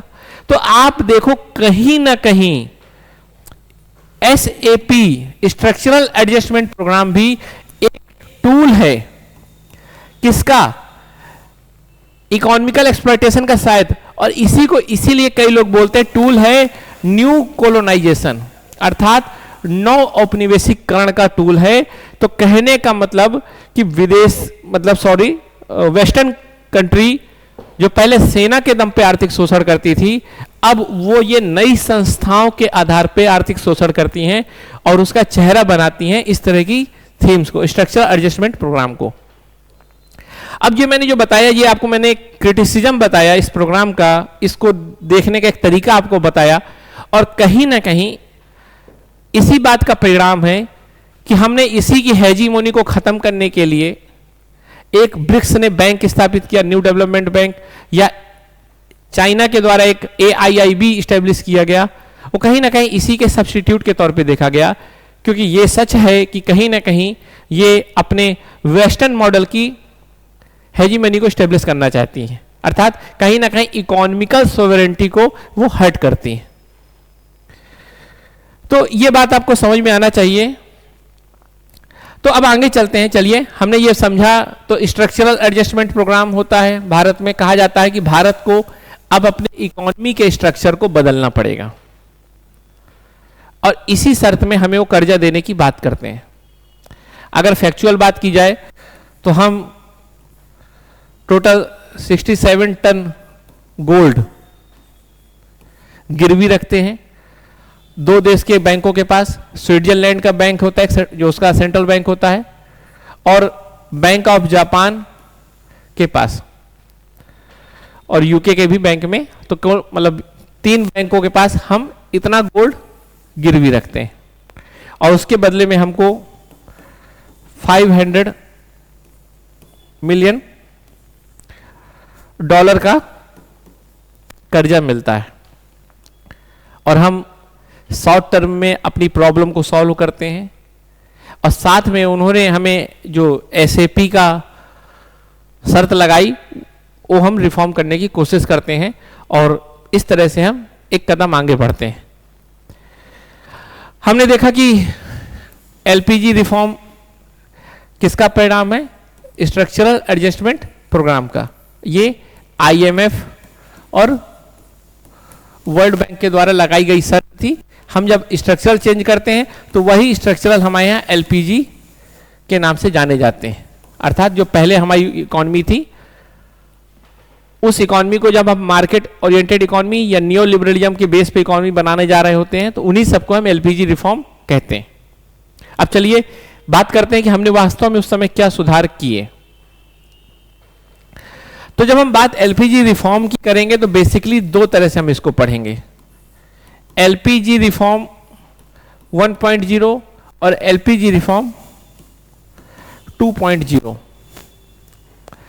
हम ये देखते हैं कि जो हमारे यहाँ LPG रिफॉर्म होते हैं वो 1991 से शुरू होते हैं, लेकिन हम देखते हैं कि इस टाइम पीरियड में प्रोग्राम देखते हैं कि टाइम पीरियड में समय चेंज हो रहा होता है, लेकिन इस टाइम पीरियड के बाद चेंज बहुत तेजी से शुरू हो जाते हैं। तो कहने का मतलब कि 91 में जो परिवर्तन होता है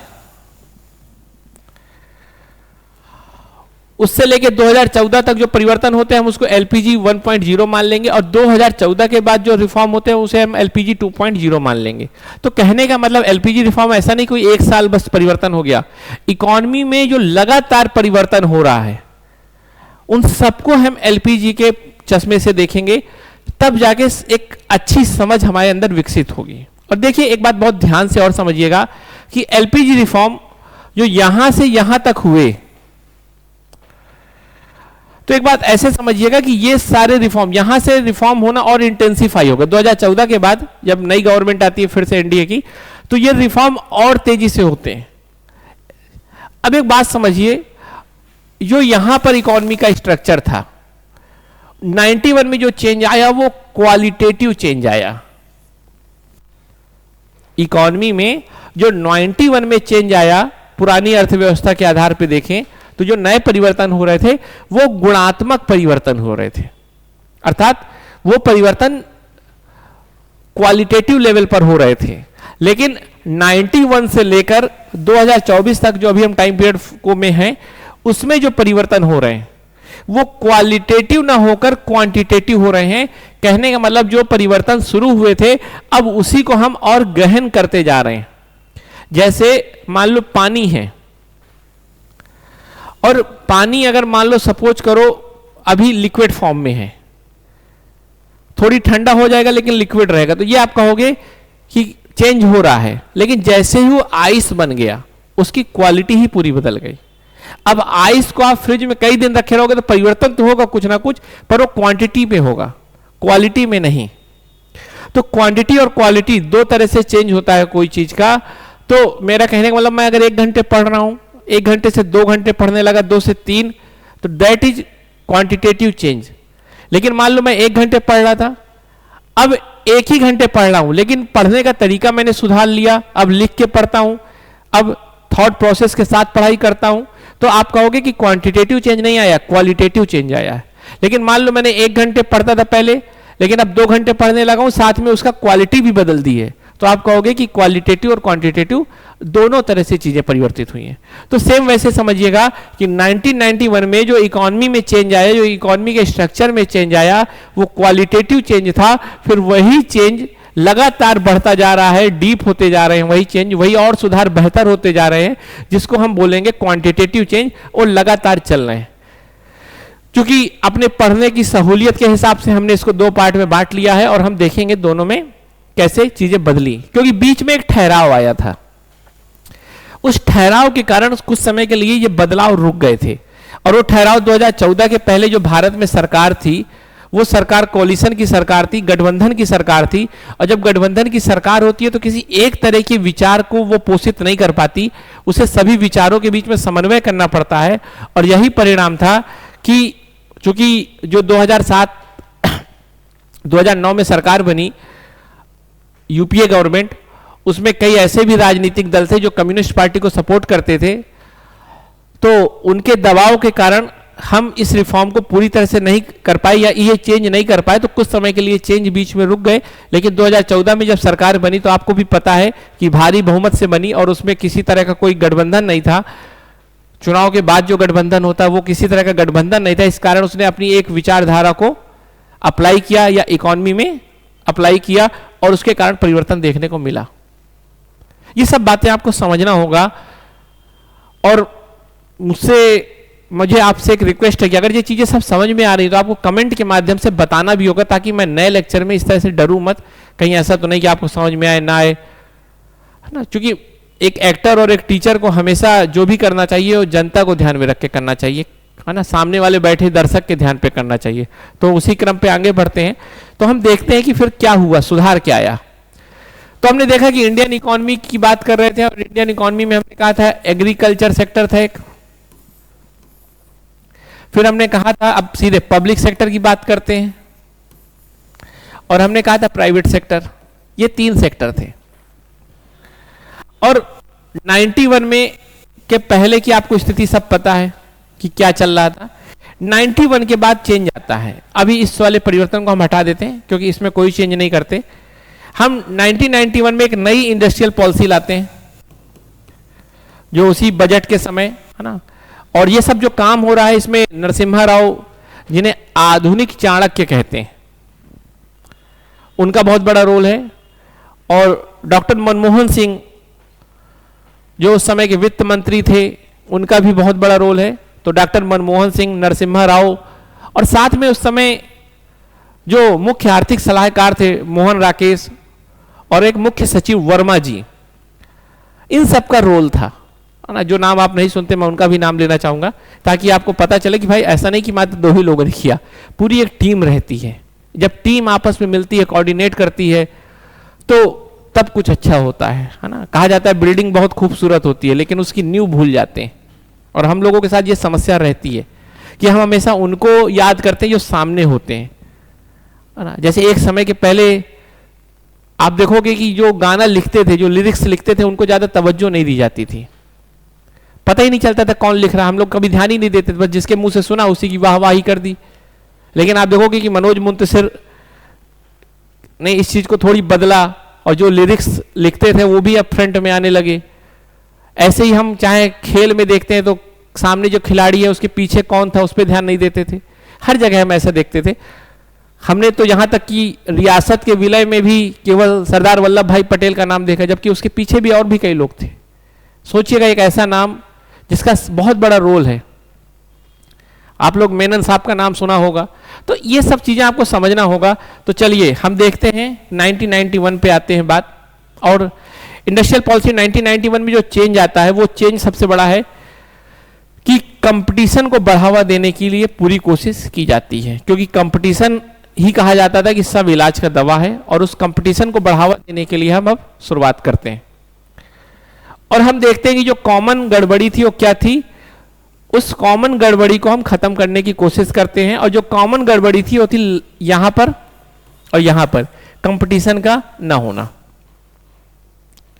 तो हम क्या क्या करते हैं, तो चलिए बात करते हैं। सबसे पहले हम प्राइवेट सेक्टर की बात करते हैं, ठीक है। चलिए, मतलब प्राइवेट क्या, पब्लिक सेक्टर है ना, और प्राइवेट सेक्टर को एक ही साथ लेके चलते हैं ताकि चीजें क्लियर हो जाएं। तो सबसे पहले हम क्या करते हैं, हम करते हैं डी लाइसेंसिंग, डी लाइसेंस राज। मतलब जो लाइसेंस राज था उसको हम खत्म करते हैं, डी लाइसेंसिंग प्रोसेस के थ्रू हम खत्म करते हैं। और खत्म करते हैं और हम क्या कहते हैं कि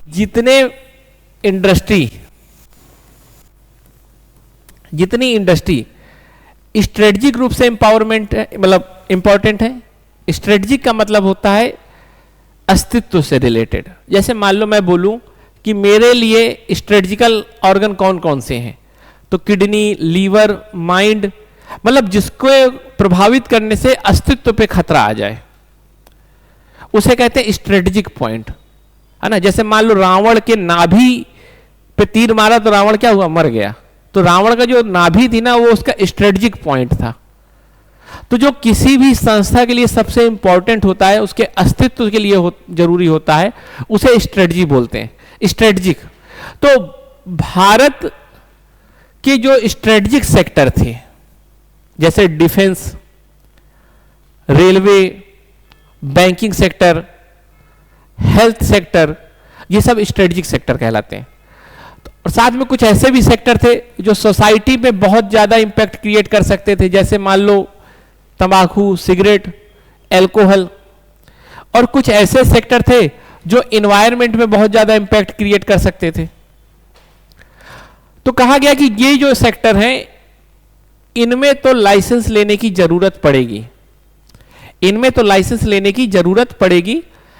इसके अलावा बाकी सेक्टर को लाइसेंस रास्ते से बाहर कर दिया गया, अर्थात डी लाइसेंसिंग की प्रोसेस चालू किया गया और कहा गया कि अब कोई लाइसेंस लेने की जरूरत नहीं पड़ेगी। अर्थात नियमों में रिस्ट्रिक्शन को खत्म कर दिया गया और नियम उदार कर दिए गए। कहा गया कि अब कोई जरूरत नहीं पड़ेगी। साथ में और क्या कहा गया, मैं आपको एक एक चीज बताता जा रहा हूं। पब्लिक सेक्टर का जो डोमिनेंस था, अर्थात कुछ सेक्टर ऐसे थे जहां प्राइवेट सेक्टर अपनी ग्रो कर सकता था, लेकिन तब भी वो पब्लिक सेक्टर के ही अंडर में थे और प्राइवेट सेक्टर को उससे दूर रखा गया था। जैसे मान लो पैरासूट बनाने का कंपनी, तो कहा गया कि अब ऐसा नहीं रहेगा, अब केवल कुछ ऐसे सेक्टर हैं जो बहुत इंपॉर्टेंट है जिसमें पब्लिक सेक्टर की मोनोपोली रहेगी, अर्थात सरकार का पूर्ण नियंत्रण रहेगा, बाकी सब चीजों को सरकार के पूर्ण नियंत्रण से बाहर कर दिया जाएगा। जैसे सपोज करिए एटॉमिक एनर्जी, अब आप भी पता है कि एटॉमिक एनर्जी बहुत सेंसिटिव मुद्दा है, या मान लो डिफेंस। तो कुछ ऐसी जगह थी, जैसे मान लो रेलवे ट्रांसपोर्टेशन, कुछ ऐसी जगह थी जिसको पब्लिक सेक्टर के अंतर्गत मोनोपोली के रूप में रखा गया, बाकी सबको निकाल दिया गया पब्लिक सेक्टर से बाहर से। अब उसमें प्राइवेट सेक्टर वाले भी इन्वॉल्व हो सकते थे। तो इस तरह पब्लिक सेक्टर का जो डोमिनेंस था उसको भी खत्म किया गया। अब आप धीरे धीरे देखिएगा, मैं आपको स्टेप बाय स्टेप बताता जा रहा हूं कि क्या क्या चेंज हुआ। तो मैंने आपको बताया कि दोनों सेक्टर में जो चेंज हुआ वो क्या हुआ कि पब्लिक सेक्टर का स्पेस कम कर दिया, भाई तुम्हें छोटा कर दिया जाएगा, ठीक है। साथ में प्राइवेट सेक्टर को कहा गया कि अब तुम्हें लाइसेंस लेने की जरूरत नहीं है, तुम अब अपने तरीके से काम कर सकते हो। क्योंकि ऐसा कहा गया कि ये दो प्रोसेस थे, पब्लिक सेक्टर का डोमिनेंट और प्राइवेट सेक्टर में लाइसेंस का होना, ये कहीं ना कहीं इकोनॉमिकल प्रोसेस को टफ भी बनाते थे, पर इकोनॉमिकल प्रोसेस में पॉलिटिकल प्रोसेस, एडमिनिस्ट्रेटिव प्रोसेस को इंटरफेयर करने के लिए सक्षम बना देते थे। कहने का मतलब इकोनॉमी को हम इकोनॉमी की तरह नहीं, राजनीति की तरह, प्रशासन की तरह ट्रीट करने लगे थे। तो इसीलिए हमने ऐसा किया कि इकोनॉमिकल प्रोसेस को हमने प्योरली इकोनॉमिक बनाया और उससे जितने भी पॉसिबल वे था किसका, एडमिनिस्ट्रेटिव हर्डल कम करने का वो किया, पॉलिटिकल इंटरफेयर कम करने का किया, और इस तरह से चीजें हो गई। फिर अब भाई और क्या क्या चाहिए, कंपटीशन को तो बढ़ाना है, तो कंपटीशन को बढ़ाने के लिए हमने ऐसे कानून जो कंपटीशन को कम करते थे वो भी हमने खत्म किए। जैसे उस समय का एक बहुत इंपॉर्टेंट कानून था MRTP, है ना, मोनोपोली एंड रिस्ट्रिक्टिव ट्रेड। अब ये कानून क्या था कि ये कानून ऐसा कानून था जो भी बड़े बड़े प्राइवेट हाउस थे, बड़े बड़े जो पूंजीपति फैक्ट्रियां थी, घर थे, घर कह रहा हूं हाउस मतलब जो बड़े बड़े प्लेयर थे इकोनॉमी में प्राइवेट सेक्टर के, ये उनके ऊपर कंट्रोल रखती थी ये कानून। और इस कानून का पर्पज था कि मोनोपोली को रोकना, क्योंकि मैंने आपको बताया था कि हमारा उस समय का जो मतलब सरकार थी उसका ये डर था कि ऐसा ना हो कि संसाधन कुछ लोगों तक ही रह जाएं, तो इसीलिए हमने ये MRTP एक्ट बनाया था जिसका पर्पज था कि मोनोपोली को रोका जा सके। और इस कानून ने ब्यूरोक्रेसी को इतनी पावर दे दी कि कहीं ना कहीं ये प्राइवेट सेक्टर के लिए एक डीमोटिवेशन का कारण बन गया। हर चीज में पूछ के करना, पता चला आपको कितनी मात्रा बनानी है, कहां बिजनेस करना है, किस क्षेत्र में करना है, ये सब पहले से आपको परमिशन लेनी पड़ेगी।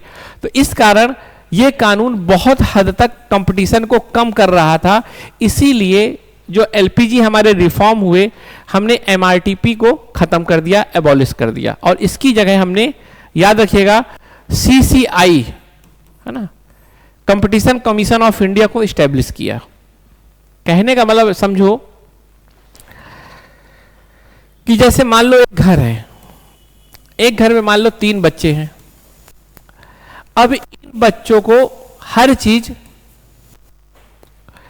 स्कूल के, चलो एक क्लास ही समझते हैं, एक क्लास में मान लो इतने बच्चे हैं। अब मान लो इस क्लास में जो स्कूल टीचर है वो इन बच्चों को ये बताता है कि क्या क्या करना है और क्या क्या नहीं करना। ये टीचर से बिना पूछे कुछ नहीं कर सकते, इतना ज्यादा रिस्ट्रिक्शन है। और एक क्लास है उसमें भी बच्चे हैं, और इसमें जो टीचर है उस टीचर ने केवल ये बता दिया है बच्चों को कि क्या क्या नहीं करना। डू और डोंट में केवल डोंट बताया कि क्या क्या नहीं करना, कहा कि बस ये नहीं करना क्योंकि इससे तुम्हें खतरा होगा, बाकी चीजें तुम करो। अब आप बताओ कि दोनों के एनवायरनमेंट को समझो, कहां पर बच्चों में कंपटीशन हेल्दी होगा। ऑब्वियस सी बात है कि यहां पर कंपटीशन हेल्दी होगा, क्योंकि यहां पर हर प्लेयर को अपने हिसाब से काम करने का मौका मिलेगा। और यहां पर तो किसी को कोई पास मौका ही नहीं है, क्योंकि जो टीचर ने कहा है वही करना है, उसके अलावा कुछ कर नहीं सकते, ज्यादा कुछ करने का अपॉर्चुनिटी ही नहीं है। लेकिन इसमें तो टीचर ने केवल यह बताया है ना कि क्या क्या नहीं करना। मान लो टीचर ने कहा कि नियम नहीं तोड़ना, अब बाकी तो सब कुछ कर सकते हो ना, जो भी हेल्दी है वो तो कर सकते हो, लेकिन यहां पर तो कुछ अपॉर्चुनिटी ही नहीं है, तो इसीलिए कंपटीशन यहां पर ज्यादा होगा ना।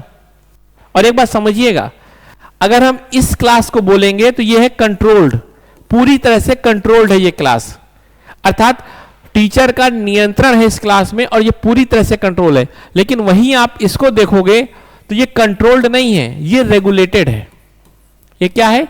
रेगुलेटेड है, नियंत्रित नहीं है, नियामक है, यहां पर रेगुलेटर है, ना कि कंट्रोलर। और यही चीज हुआ कि मैं जो आपको बता रहा हूं कि हमारी इकोनॉमी में इस कानून को खत्म करके इस कानून को लाया गया, तो आप दूसरे शब्दों में यह भी कह सकते हो कि हमारी जो इकोनॉमी है वो अब कंट्रोल्ड इकोनॉमी से रेगुलेटेड या रेगुलेटरी बेस्ड इकोनॉमी बन गई। कहा जाता है कि एक कॉन्सेप्ट यूज किया जाता है रेगुलेटरी कोलेस्ट्रॉल। जैसे मान लो हम लोगों में जब कोलेस्ट्रॉल बढ़ जाता है तो हार्ट अटैक आ जाता है, और हार्ट अटैक आने के कारण मौत हो जाती है। तो कोलेस्ट्रॉल जब ज्यादा होता है ना, तो कहा जाता है इंडियन इकोनॉमी में रेगुलेटरी कोलेस्ट्रॉल था, इतने ज्यादा नियम, इतने ज्यादा बर्डन कि वो कहीं ना कहीं हमारे बिजनेस की हत्या कर देते थे, अर्थात बिजनेस को हार्ट अटैक आ जाता था। तो वही सब खत्म करने के लिए हमने कहा कि एमआरटीपी क्या कर रहा है, रेगुलेटरी कोलेस्ट्रॉल बढ़ा रहा है, बहुत सारे नियमों का बोझ बढ़ा रहा है, प्राइवेट सेक्टर में कंपटीशन को कम कर रहा है, इसको खत्म करो। हम केवल ला रहे हैं CCI, competition commission of India. इसका रोल होगा कि कंपनियों को वो करने से ना रोका जाए जो कंपटीशन को कम करें। जैसे मान लो एक कंपनी एबीसी है, अब हर बात में उनमें टोकोगे तो कंपटीशन तो नहीं कर पाएंगे। लेकिन मान लो संस्था ये कह दे कि तुम लोग खूब आगे बढ़ो, जैसा मानो वैसे बढ़ो, पर कुछ ऐसा मत करना जो कंपटीशन को कम करे। अगर तुम कुछ ऐसा करोगे, जैसे आपस में मिल गए और मिलके रेट डिसाइड कर दिया, एबीसी मान लो 3 सीमेंट फैक्ट्री हैं और तीनों ने मिलके कहा कि हम कभी 300 रुपए से कम नहीं करेंगे 1 kg का, तो ये क्या होगा, सीसीआई तुरंत कहेगा नहीं नहीं ये गलत प्रैक्टिस है, कंपटीशन को बढ़ाना है। तो इस तरह हमने एलपीजी का जो रिफॉर्म हुआ, उस रिफॉर्म के तहत हमने एमआरटीपी को खत्म कर दिया। साथ में जो हमारे यहां सबसे बड़ा चेंज आया एलपीजी में, एलपीजी 1 की बात कर रहे हैं हम, 1.0 की, वो चेंज ये आया कि हमने फाइनेंशियल सेक्टर को बहुत ज्यादा लिबरल बनाया। चूंकि देखिए बिजनेस करने के लिए सबसे ज्यादा जरूरी कैपिटल इनफ्लो अर्थात पूंजी का आना, और जब तक प्राइवेट सेक्टर के पास पूंजी नहीं आएगी तो फिर पूंजी नहीं आएगी तो बिजनेस हो ही नहीं पाएगा। और पूंजी या कैपिटल 2 तरीके से आता है, कैपिटल 2 तरीके से आता है, एक डोमेस्टिक एक फॉरेन। तो डोमेस्टिक और फॉरेन,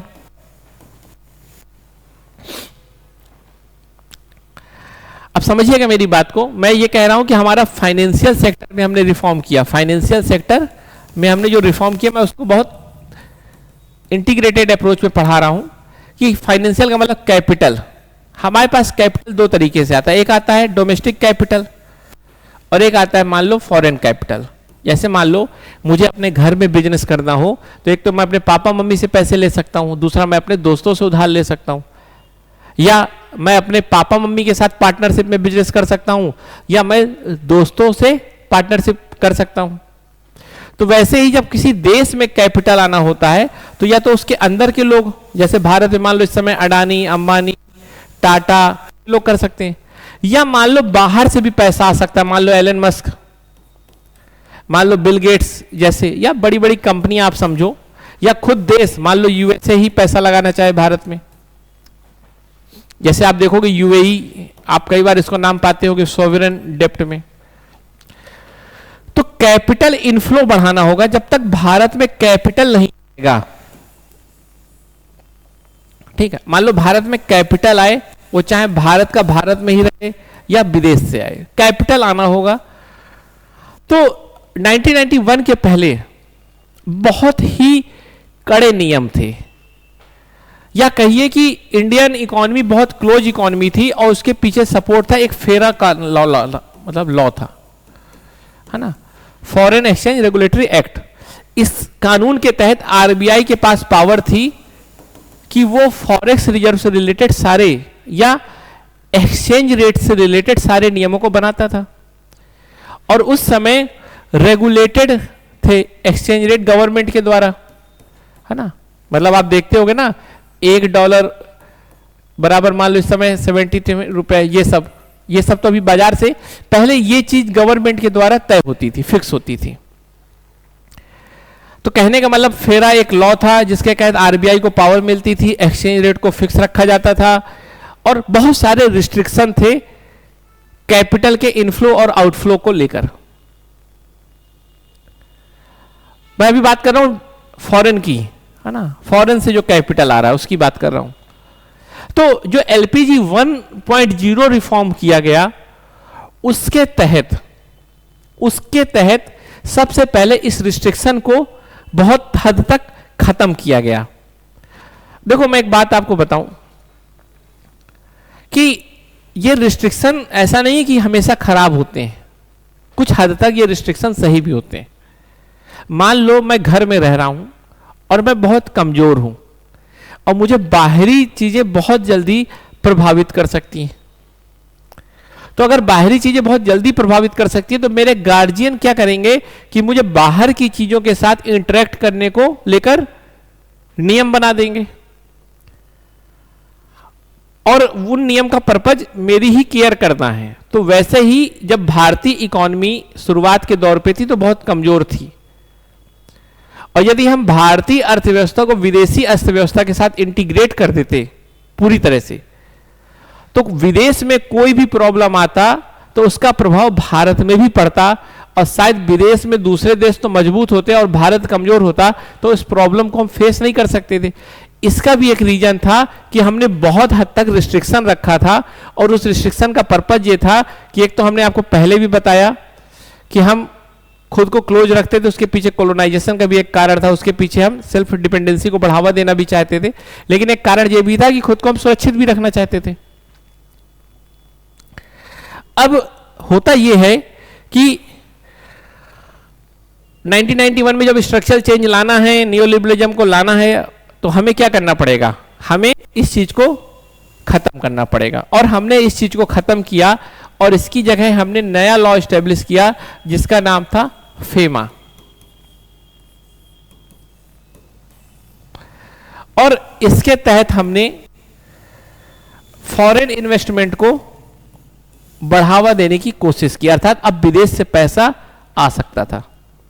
इसके लिए हमने कई काम किया, जैसे आप देखते होंगे कन्वर्टिबिलिटी को हमने, करंट अकाउंट कन्वर्टिबिलिटी को हमने बढ़ावा दिया।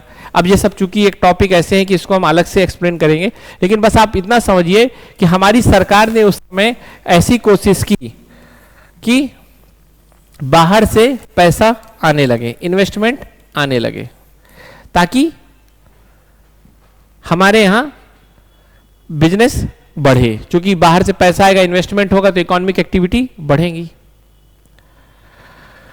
फिर अब आपके मन में एक सवाल आ रहा होगा कि डोमेस्टिक इन्वेस्टमेंट कैसे बढ़ेगा। अभी तो मैंने कहा बाहर से इन्वेस्टमेंट आ रहा है, तो डोमेस्टिक इन्वेस्टमेंट कैसे बढ़ेगा। तो इसके लिए सरकार ने बैंकिंग सेक्टर में बहुत सारे रिफॉर्म किए। बैंकिंग सेक्टर में, या कह सकते हैं कि इंडियन फाइनेंशियल सेक्टर में बहुत सारे रिफॉर्म किए। 1991 के पहले बैंकों में जो पैसा जमा होता था, मान लो बहुत सारे बैंकों में पैसा जमा है, तो इन बैंकों में जो पैसा जमा होता था वो पैसे का ज्यादातर हिस्सा आरबीआई के पास रहता था। अभी केवल मैं आपको समझाने के लिए बोल रहा हूं। और किस फॉर्म में रहता था, वो दो तरह से रहता था, एक तो एसएलआर और दूसरा सीआरआर। 50% ज्यादा पैसा जो बैंकों के पास होता था वो आरबीआई कहीं ना कहीं अपने पास रखता था, उसमें से कुछ पैसा सरकार ले लेती थी।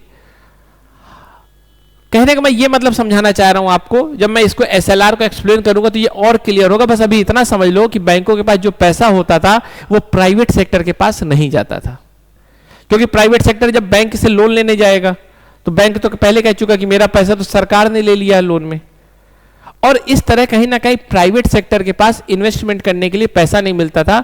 और इसी को हम कहते हैं क्राउडिंग आउट। एक फिनोमिना होता है क्राउडिंग आउट, ये वही फिनोमिना है जिसमें पैसा जो है देश का, जो देश का फाइनेंशियल रिसोर्स है, जो देश का कैपिटल है, वो प्राइवेट सेक्टर के पास नहीं पहुंच रहा, पब्लिक सेक्टर वाले, सरकार उसको यूज कर रही है। तो फिर बैंकिंग सेक्टर में जो रिफॉर्म किया गया उसके तहत एसएलआर और सीआरआर जैसे जो मानक थे उनको रैशनलाइज किया गया और उसको कम किया गया, ताकि पब्लिक सेक्टर के पास जो पैसा है वो किसी तरह प्राइवेट सेक्टर के पास पहुंचे। तो जब आप पढ़ोगे एसएलआर और सीआरआर को तो आप इस बात को ध्यान में दोगे कि 1991 के बाद एसएलआर और सीआरआर को काफी कम कर दिया गया। इसलिए कम किया गया कि वो पैसा प्राइवेट सेक्टर के पास पहुंचे। तो इस तरह आप देखोगे कि कैसे हमारी इकोनॉमी में कैपिटल इनफ्लो को बढ़ाया गया, और जब कैपिटल इनफ्लो बढ़ेगा तो इन्वेस्टमेंट बढ़ेगा। इस तरह से हमने इकोनॉमी में सुधार किया। फिर हमने एक अपने अप्रोच को बदला, और पहले हमारा जो अप्रोच था वो अप्रोच था इंपोर्ट सब्स्टिट्यूशन। इंपोर्ट सब्स्टिट्यूशन अर्थात हम ये चाहते थे कि हम लोग ज्यादा से ज्यादा कोशिश करें कि कम से कम आयात करें, अर्थात बाहर से कम सामान खरीदें। और जब हम ये कोशिश करते थे कि बाहर से सामान कम से कम खरीदें, तो हम अपने आप को बंद कर लेते थे। अर्थात भारत सरकार ऐसी कोशिश करता था, ऐसी तरीके से रोक लगाता था कि भाई तुम बाहर से चीजें मत खरीदो, खुद अंदर बनाओ। और उस समय भारत का उद्देश्य यह था कि हम अपने अंदर की क्षमताओं को बढ़ाएं, और यह तभी संभव था जब बाहर की इंडस्ट्री आके हमें इंक्रोच ना कर सके। सपोज करिए, मान लो भारत में एक ट्रैक्टर बनता है, वो ट्रैक्टर 20 लाख का है, और मान लो यूरोप में ट्रैक्टर 10 लाख का बनता है। तो यदि हम भारत की ट्रैक्टर इंडस्ट्री को डेवलप करना चाहते हैं और हम चाहते हैं कि हम यूरोप से ट्रैक्टर ना खरीदें, तो हमें भारत की इंडस्ट्री को पनपने का या बढ़ने का मौका देना होगा ना। लेकिन भारत के लोग तो यूरोप का ट्रैक्टर बार बार खरीद लेंगे। क्यों खरीद लेंगे? क्योंकि सस्ता पड़ता है। तो हमने क्या किया, हम ये दिमाग लगा ले कि चलो एक ऐसा काम करते हैं कि मान लो यूरोप का ट्रैक्टर 10 लाख का आता है, भारत का 20 लाख का है, तो हम यूरोप के ट्रैक्टर पे कई तरह का हर्डल क्रिएट कर दें, और हम क्या कहें, हम 100% कस्टम ड्यूटी लगा दें कि अगर यूरोप का ट्रैक्टर 10 लाख का आता है तो 10 लाख उसमें टैक्स लग जाएगा, वो 20 लाख का तो ऐसे ही हो जाएगा। और हमारा पर्पज ये है कि हमारी भारत की इंडस्ट्री इससे अच्छी हो। पर इससे होता क्या था कि ये प्रोटेक्शनिज्म को बढ़ावा देता था, और भारत की इंडस्ट्री को ये लगेगा कि सरकार क्या बाहर के ट्रैक्टर को तो आने नहीं दे रही, बिकना तो हमारा ही ट्रैक्टर है, तो कभी कुछ सुधार करने की कोशिश नहीं करते थे। तो प्रोटेक्शनिज्म कहीं ना कहीं एक इकोनॉमिक एनर्सिया डेवलप कर देता है, और कोई रिफॉर्म की वहां पर गुंजाइश नहीं रहती। तो इसीलिए जब एलपीजी रिफॉर्म आया, तो हमने कंपटीशन को बढ़ावा देने के लिए हमने ये इंपोर्ट सब्स्टिट्यूशन पॉलिसी थी जो हमारी, जिसमें हम आयात को कम करने की कोशिश करते थे ताकि हम आत्मनिर्भर बन सके, हमने इसको खत्म करने का सोच लिया। और हमने कहा कि अब हम जितने भी तरह के ट्रेड बैरियर हैं, जैसे कस्टम रिलेटेड, ये सब खत्म करेंगे, ताकि बाहर से अगर कोई चीज आ रही है तो आए, इंडस्ट्री को ही हम इतना मोटिवेट करेंगे वो खुद को मजबूत करे और उसे ओपन चैलेंज दे सके या खुद को कॉम्पिटिटिव बना सके। इस तरह हमने इंपोर्ट सब्स्टिट्यूशन की जो पॉलिसी है इसको भी स्क्रैप या इसको भी खत्म किया, और हमने जितने भी कस्टम या जितने भी ट्रेड बैरियर थे, है ना, उनको खत्म करने की कोशिश की ताकि इकोनॉमी हमारी कॉम्पिटिटिव हो सके। याद रखना, इकोनॉमी हमारी कॉम्पिटिटिव हो सके। एलपीजी रिफॉर्म हमने इस तरह के कुछ किए। साथ में हमने दूसरे देशों से हमने टेक्नोलॉजिकल ट्रीटी की, ताकि वहां से हमें कुछ अच्छी टेक्नोलॉजी मिले। अच्छी टेक्नोलॉजी मिलेगी तो हमारे यहाँ जो मैन्युफैक्चरिंग सेक्टर है वो ज्यादा अच्छी ग्रोथ करे। और इस तरह से हमने एलपीजी 1.0 रिफॉर्म किए। तो कहने का मतलब, अगर शॉर्ट फॉर्म में समझा जाए तो एलपीजी रिफॉर्म के पीछे इंटरनल फैक्टर थे, कुछ एक्सटर्नल फैक्टर थे। एलपीजी रिफॉर्म को अगर कहा जाए क्या है, तो LPG reform basically Indian economy को मोर कॉम्पिटिटिव बनाने का या अधिक प्रतिस्पर्धी बनाने का एक प्रयास था, जिसके लिए हमने भारत की अर्थव्यवस्था को नियंत्रण आधारित अर्थव्यवस्था या कंट्रोल्ड इकोनॉमी की जगह रेगुलेटरी बेस या नियामक आधारित अर्थव्यवस्था बनाने की कोशिश की। सरकार ने स्टेट इंटरवीन को कम किया ताकि स्टेट इंटरवीन धीरे धीरे कम हो और हमारी इंडस्ट्री ज़्यादा कम्पिटिटिव हो। हमने बाहर से इन्वेस्टमेंट को भी प्रमोट किया कि भारत में ज़्यादा से ज़्यादा बाहर से इन्वेस्टमेंट आए, जिसके साथ कैपिटल इनफ्लो हो और टेक्नोलॉजी भी भारत में आए, जिससे भारत की इकोनॉमी और कम्पिटिटिव बने। इस तरह हमने ओवरऑल पूरी इकोनॉमी के एलपीजी सुधार के कुछ पहलुओं को समझा। नेक्स्ट वीडियो में हम आगे का पढ़ेंगे। Thank you.